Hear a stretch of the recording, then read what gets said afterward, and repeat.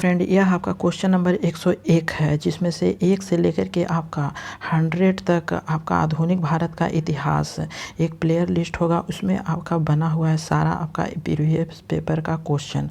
तो एनसीईआरटी का या एससीईआरटी हो, 9, 10, 11, 12 सभी का आपका इसमें मिल जाएगा। और बीपीएससी का खास करके प्रीवियस पेपर है, तो इस वीडियो को अंत तक देखिए, क्योंकि जितने भी आपका एग्ज़ाम बीपीएससी टीचर में लिया गया है उसमें भी आपका यह क्वेश्चन मिलेगा। ठीक है, तो और इसी से आपका क्वेश्चन पूछा हुआ मिलता जुलता ही आगे पूछा जाता है। तो क्वेश्चन नंबर आपका 101 है कि अफ़गानिस्तान के प्रति आक्रमण नीति किस वायसराय ने अपनाई थी। ए ऑप्शन है लॉर्ड मेयो, बी ऑप्शन आपका है लॉर्ड लिटन, सी ऑप्शन है लॉर्ड डफरिन, डी ऑप्शन है लॉर्ड कैनिंग और ई ऑप्शन उपयुक्त में से कोई नहीं, उपयुक्त में से एक से अधिक। तो इसका बी ऑप्शन सही होता है लॉर्ड लिटन। लॉर्ड लिटन जो है वह आपका 1876 में लॉर्ड लिटन वायसराय जो थे वह बनकर आने पर अफ़गानिस्तान के प्रति जो अपनाई नीति में परिवर्तन लाया गया था। ठीक है, और इसी में आपका जो है वह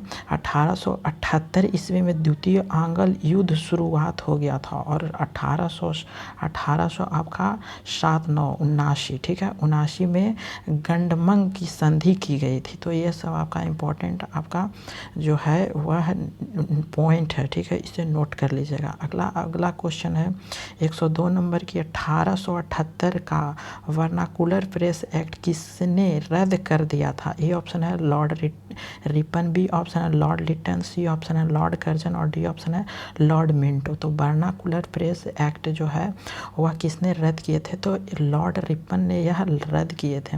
कितने ईस्वी में, तो 1882 ईस्वी में यह रद्द किया गया था। और इसी में आपका 1878 में लॉर्ड लिटन के कार्यकाल में ही 1876 से 1880 में पारित हुआ था। ठीक है, और इस अधिनियम को मुंह बंद करने वाला अधिनियम भी कहा जाता है। तो अब अगला क्वेश्चन देखते हैं। और देखिए, जो लॉर्ड लिटन है और रिपन है, ठीक है, Lord Lytton vernacular press act लाए थे और रद्द किए थे लॉर्ड रिपन। अगला क्वेश्चन है कि अस्थाई बंदोबस्त किसके साथ किया गया था। ए ऑप्शन है जमींदारों के साथ, बी ऑप्शन है ग्रामीण समूहों के साथ, ग्रामीण समुदायों के साथ, सी ऑप्शन है मुकदमों के साथ और डी ऑप्शन है किसानों के साथ। तो इसका ए ऑप्शन सही होता है जमींदारों के साथ। जो अस्थाई बंदोबस्त था वह 1700 आपका 93 में कॉर्नवालिस ने भू राजस्व की अस्थाई बंदोबस्त प्रणाली का प्रारंभ किया गया था। अब अगला क्वेश्चन है कि बिहार में परमानेंट सेटलमेंट लागू करने का कारण था। ए ऑप्शन है जमींदारों का जमीन पर अधिकार न रहना, बी ऑप्शन है जमींदारों के लिए जमीन पर वंश परंपरागत अधिकार को स्वेच्छा से स्थानांतरित करने का अधिकार, सी ऑप्शन है भू राजस्व का राजस्व निर्णय करना और डी ऑप्शन है जमींदारी प्रथा का निर्मूलन करना। तो इसका सी ऑप्शन सही होता है भू राजस्व का राजस्व निर्माण करना। इसमें जो 1700 यह आपका 1790 जो लॉर्ड कॉर्नवालिस के समय भू राजस्व व्यवस्था को आरंभ में 10 वर्षीय व्यवस्था के रूप में 1790 में इसे लागू किया गया था। यह आपका पॉइंट है। अगला क्वेश्चन है कि रैयतवाड़ी व्यवस्था सर्वप्रथम कहाँ लागू की गई थी। ए ऑप्शन है गुजरात, बी ऑप्शन है मद्रास, सी ऑप्शन है बम्बई और डी ऑप्शन है उड़ीसा और ये ऑप्शन उपयुक्त में से कोई नहीं, उपयुक्त में से एक से अधिक। तो इसका बी ऑप्शन सही होता है मद्रास में। और रैयतवाड़ी व्यवस्था सर्वप्रथम मद्रास प्रेसिडेंसी में अलेक्जेंडर रीड के द्वारा 1792 ईस्वी में यह तमिलनाडु के बारामल क्षेत्र में लागू की गई थी। ठीक है, और इसके बाद यह व्यवस्था जो थी बम्बई प्रेसिडेंट में लागू हो गई और थॉमस मुर्रो का संबंध जो है वह रैयतवाड़ी व्यवस्था से है। अब अगला क्वेश्चन है कि रिक्त स्थान की पूर्ति कीजिए। यहाँ पे क्या होगा, में बंगाल और बिहार में भूमि पर किराएदारों के अधिकारों को बंगाल किराएदारी अधिनियम द्वारा गया था। ए ऑप्शन है 1885 में, 86 में, 89 में, 1900 में।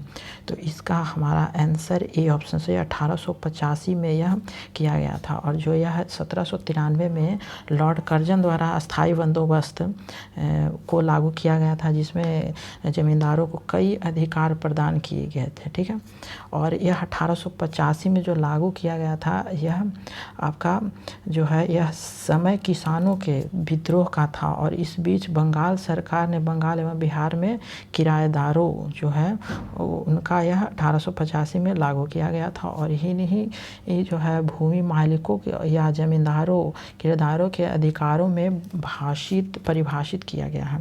अगला है कि सत्यार्थ प्रकाश की रचना की थी किसने? ए ऑप्शन है राजा राम मोहन राय, बी ऑप्शन है महात्मा गांधी द्वारा, सी ऑप्शन है स्वामी विवेकानंद द्वारा, डी ऑप्शन है स्वामी दयानंद सरस्वती द्वारा। तो डी ऑप्शन सही है, स्वामी दयानंद सरस्वती के द्वारा। इनका जन्म जो हुआ था 1824 में हुआ था। 1824 में हुआ था कि इनका स्वामी दयानंद सरस्वती का, और इनका नाम जो मूल शंकर था। ठीक है, और गुजरात की मौरवी रियासत के निवासी में एक ब्राह्मण कुल में हुआ था। उन्होंने 1860 ईस्वी में मथुरा में स्वामी बिरजानंद जी से वेदों की शुद्ध अर्थ तथा वैदिक धर्मों की प्रति अगाध श्रद्धा प्राप्त की थी। 1867 ईस्वी में उन्होंने पाखंड खंडनी पताका लहराई। और 1875 ईस्वी में बम्बई में आर्य समाज की स्थापना भी किए थे। अब अगला क्वेश्चन है कि निम्नलिखित में से कौन सा कथन सही है? ए ऑप्शन है राजा राम मोहन राय नवीन शिक्षा के अग्नि थे, बी ऑप्शन है स्वामी दयानंद भारतीयों के लिए का नारा दिया, सी ऑप्शन है विवेकानंद ने विश्व धर्म संसद में भाग लिया, डी ऑप्शन है उपयुक्त में से एक से अधिक, और ये ऑप्शन है उपयुक्त में से कोई नहीं। तो डी ऑप्शन सही होता है, उपयुक्त में से एक से अधिक। जो दयानंद सरस्वती थे वह भारतीयों के नारे का दिया था। ठीक है, 1893 में शिकागो में हुए विश्व संसद में स्वामी विवेकानंद ने यह भाग लिए थे। और इन्हें आधुनिक भारत का जनक भी कहा जाता है। किनको? तो राजा राम मोहन राय नवीन शिक्षा के अग्नि थे, और उन्होंने आधुनिक भारत का जनक भी कहा जाता है। तो डी ऑप्शन यहाँ पे सही है। अगला है कि अमृत बाजार पत्रिका की स्थापना किसने की? ए ऑप्शन है गिरीश चंद्र घोष, बी ऑप्शन है हरीश चंद्र मुखर्जी, सी ऑप्शन है एस.एन. बनर्जी, और डी ऑप्शन है शिशिर कुमार घोष। तो डी ऑप्शन से शिशिर कुमार घोष जो अमृत बाजार पत्रिका की स्थापना मोतीलाल नेहरू तथा शिशिर कुमार घोष 1868 ईस्वी में कोलकाता में की थी। और इसके प्रारंभ में यह बंगाली भाषा में प्रकाशित हुआ था। और 1878 में इसमें देसी भाषाओं के प्रेस अधिनियम से बचने के लिए रातों रात अंग्रेजी में इन्हें रूपांतरित कर दिया था। और गिरीश चंद्र घोष ने बंगाली का प्रकाशन 1862 ईस्वी में शुरुआत किया था। 1879 में एस.एन. बनर्जी ने ले लिया, और हिंदू पैट्रियट की स्थापना भी गिरीश चंद्र घोष ने की थी। अब अगला क्वेश्चन है कि भारत में ठगी अतिक्रमण करने का श्रेय किसे प्राप्त है? ए ऑप्शन है Earl of Dalhousie, B option है चार्ल्स मैटकॉफ, सी ऑप्शन है W.T. डेनसन, डी ऑप्शन है W.H. सलीमैन, ये ऑप्शन उपयुक्त में से कोई नहीं, उपयुक्त में से एक से अधिक। तो हमारा डी ऑप्शन सही होता है W.S. सलीमैन, जो यह गवर्नर जनरल वार्ड विलियम बेंटिंग ने ठगी प्रथा की समाप्ति के लिए कर्नल W.H. सलीमैन को नियुक्त किया गया था। इनको नियुक्त किया गया था, इसलिए भारत में ठगी अतिक्रमण करने का श्रेय जो प्राप्त है वह W.H. सलीमैन के द्वारा यह किया गया था। और 1830 तक यह ठगी प्रथा का अंत हो गया था। अगला है कि महात्मा गांधी पर चंपारण सत्याग्रह के कब अभियोग चलाया गया था? A option 1916, B option 1917, C option 1918, D option 1919, E option उपयुक्त में से कोई नहीं, उपयुक्त में से एक से अधिक। तो बी ऑप्शन से 1917 में, जो 1917 में महात्मा गांधी पर सत्याग्रह के लिए अभियोग चलाया गया था, वह गांधी जी ने सत्याग्रह का पहला जो बड़ा प्रयोग था 1917 में ही किए गए थे, जिसमें बिहार के चंपारण जिले में किया गया था। और इन्होंने एन जी रंगा ने महात्मा गांधी के चंपारण सत्याग्रह का विरोध किया था। किसने विरोध किया गया था? तो एन.जी. रंगा ने महात्मा गांधी के चंपारण सत्याग्रह का विरोध किया था, जबकि रविन्द्रनाथ टैगोर ने इन्होंने महात्मा गांधी की उपाधि दी थी चंपारण सत्याग्रह में। अगला क्वेश्चन है कि किस वर्ष में बी.डी. सावरकर हिंदू महासंघ के अध्यक्ष निर्वाचित हुए? ए ऑप्शन है 1938 में, बी ऑप्शन है 1916, सी ऑप्शन है 1935 और डी ऑप्शन है 1919। ये ऑप्शन उपयुक्त में से कोई नहीं, उपयुक्त में से एक से अधिक, तो ई ऑप्शन सही होता है।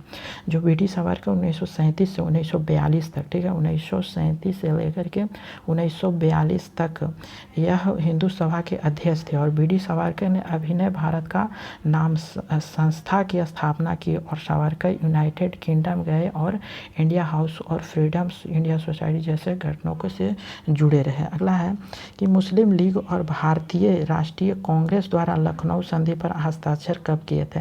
ए ऑप्शन है 1919, बी ऑप्शन है 1925, सी ऑप्शन 1916 और डी ऑप्शन है 1905। तो यह ऑप्शन सी सही होता है। 1916 में जो मुस्लिम लीग और भारतीय राष्ट्रीय कांग्रेस का जो लखनऊ समझौता था वो वर्ष 1916 में किया गया था, और जिसके दौरान यह समझौते द्वारा मुस्लिम लीग के पृथक जो अलग करने का निर्वाचन के मुद्दों को यह कांग्रेस के द्वारा स्वीकार प्रदान की गई थी। अगला है कि सर स्टैफोर्ड क्रिप्स दिल्ली कब पहुंचे थे? ए ऑप्शन है 23 जनवरी 1941, बी ऑप्शन है 23 मार्च 1942, सी ऑप्शन है 23 जून 1942, डी ऑप्शन है 23 अक्टूबर 1942, सी ऑप्शन है उपयुक्त में से कोई नहीं, उपयुक्त में से एक से अधिक, तो हमारा बी ऑप्शन सही होता है 23 मार्च 1942। जो अमेरिका, ऑस्ट्रेलिया व चीन ने जब ब्रिटेन पर भारत को स्वतंत्र करने के लिए दबाव डाला था, तो यह तत्कालीन ब्रिटेन के प्रधानमंत्री चर्चिल थे, और 11 मार्च 1942 को क्रिप्स मिशन यहाँ पे घोषणा की गई थी। 11 मार्च आपका 1942, ठीक है, 1942 को यह क्रिप्स मिशन की घोषणा हुई थी, लेकिन 23 मार्च 1942 को यह क्रिप्स मिशन भारत पहुंचा था, और जिसकी अध्यक्षता सर स्टैनफोर्ड क्रिप्स ने कर रहे थे। अब अगला क्वेश्चन है कि इंग्लैंड में लॉर्ड्स के सदन में भारतीय स्वतंत्रता विधेयक कब पारित हुआ था? ए ऑप्शन 14 जुलाई 1947, बी ऑप्शन 15 जुलाई 1947, सी ऑप्शन है 16 जुलाई 1947, डी ऑप्शन है 14 अगस्त 1947, सी ऑप्शन है उपयुक्त में से कोई नहीं, उपयुक्त में से एक से अधिक, तो सी ऑप्शन से 16 जुलाई 1947 में। और यह जो माउंटबेटन योजना के आधार पर ही 4 जुलाई आपका 1947 को ब्रिटिश संसद में भारतीय स्वतंत्रता विधेयक पेश किया गया था, जिसमें 15 जुलाई, ठीक है, 15 जुलाई 1947 को यह हाउस ऑफ कॉमन्स द्वारा तथा 16 जुलाई 1917 को आपका हाउस ऑफ लॉर्ड्स द्वारा इसके विधेयक को पारित कर दिया था और इसके विधेयक को राजकीय स्वीकृति जो मिली थी वो 18 जुलाई, ठीक है, 18 जुलाई 1947 को प्राप्त हुआ था। अगला क्वेश्चन है कि ऐतिहासिक मूल्यों के लिए प्रसिद्ध भारत माता को किसने पेंट किया था? ए ऑप्शन है अभिन्द्रनाथ टैगोर, बी ऑप्शन है सत्येंद्रनाथ टैगोर, सी ऑप्शन है सुरेंद्रनाथ बैनर्जी और डी ऑप्शन रविन्द्रनाथ टैगोर। तो ए ऑप्शन सही होता है यहाँ पे अभिन्द्रनाथ टैगोर। जो भारत माता प्रसिद्ध भारतीय चित्रकार हैं वह अभिनाथ तथा अभिन्द्रनाथ टैगोर, जो साहित्य में नोबेल पुरस्कार विजेता रविन्द्रनाथ टैगोर के भतीजे हैं, द्वारा 1905 में यह पेंटिंग चित्रित किया गया था। अगला क्वेश्चन है कि इनमें से किसे भारत में ब्रिटिश साम्राज्य का स्थापक माना जाता है? ए ऑप्शन है लॉर्ड कॉर्नवालिस, बी ऑप्शन है वारेन हेस्टिंग्स, सी ऑप्शन है लॉर्ड क्लाइव, डी ऑप्शन है सर थॉमस रो। तो इसका जो आंसर है वह सी ऑप्शन सही होता है, ठीक है, लॉर्ड क्लाइव। जो लॉर्ड क्लाइव है वह प्लासी के युद्ध में 23 जून 1757, ठीक है, 23 जून 1757 के बंगाल के नवाब सिराजुद्दौला को हराकर भारत में ब्रिटिश साम्राज्य की नींव रखी थी।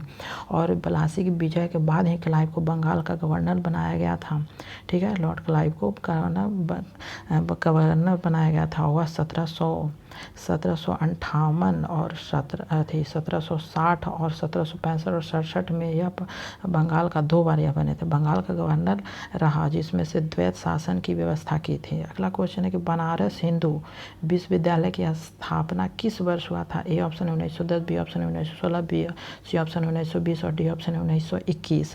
तो यह ये ऑप्शन है 1910 में, जो 1910 में यह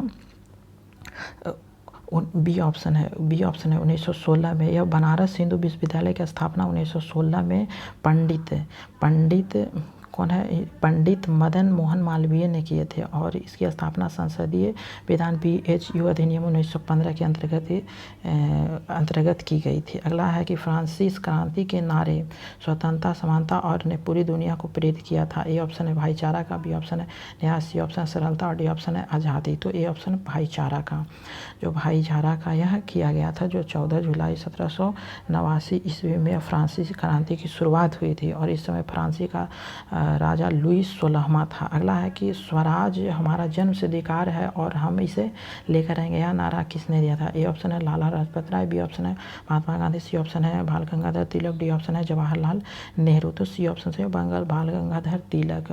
और यह गर्मपंथी दल के नेता बाल गंगाधर तिलक का विचार था कि स्वराज के बिना कोई सामाजिक सुधार नहीं हो सकता है और न ही औद्योगिक प्रगति और न ही शिक्षा, न ही राष्ट्रीय पुण्यता। इसीलिए तिलक ने नारा दिया था और यह वर्ष 1916 में ही देशों में 2 होम रूल की स्थापना की हुई थी, जिसमें से एक लोकनाथ तिलक थे और दूसरी ओर नेत्री एनी बेसेंट द्वारा किया गया था, जिसमें दोनों लोगों की जो मांग थी वह स्वशासन थी, जिसकी लीग आंदोलन के दौरान तिलक ने उपयुक्त नारा यह दिए थे। अगला है कि निम्नलिखित में से कौन सी पुस्तक तिलक ने लिखे थे? ए ऑप्शन है India in transition, B option है गीता रहस्य, सी ऑप्शन है खोखले माई पॉलीगढ़ गुरु, डी ऑप्शन है डिस्कवरी ऑफ इंडिया। तो इसका जो है आंसर वह बी ऑप्शन है गीता रहस्य। गीता रहस्य वह लोकमान्य तिलक मांडले जेल में ही किए थे और इनमें भागवत गीता के कर्म योग की विस्तृत व्याख्या की और गांधी जी ने इसे गीता रहस्य को पढ़कर कहा था कि गीता पर तिलक जी की यह टीका ही उनका शाश्वत स्मारक है। यह आपका इम्पोर्टेंट पॉइंट है। अगला है कि सन 1904 में भारतीय विश्वविद्यालयों पर कड़े नियंत्रण लागू करते हुए भारतीय विश्वविद्यालय अधिनियम पारित किया गया था। ए ऑप्शन लॉर्ड डफरिन द्वारा, बी ऑप्शन लॉर्ड कर्जन द्वारा, सी ऑप्शन लॉर्ड साइमन द्वारा, डी ऑप्शन है लॉर्ड रॉबर्टसन के द्वारा। तो यह सी ऑप्शन है लॉर्ड साइमन के द्वारा। ठीक है। अगला क्वेश्चन और लास्ट क्वेश्चन है बी ऑप्शन यहाँ पे से लॉर्ड कर्जन के द्वारा यह था। और अगला क्वेश्चन है कि लॉर्ड कर्जन द्वारा किस वर्ष इंडियन यूनिवर्सिटी एक्ट पारित किया गया था?